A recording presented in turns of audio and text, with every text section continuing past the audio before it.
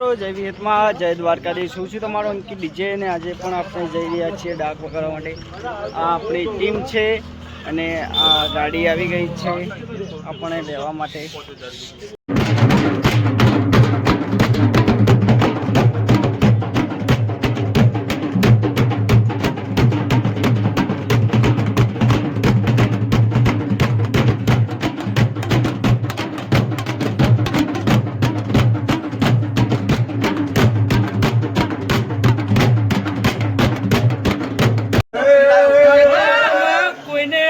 नमाज पढ़ी वो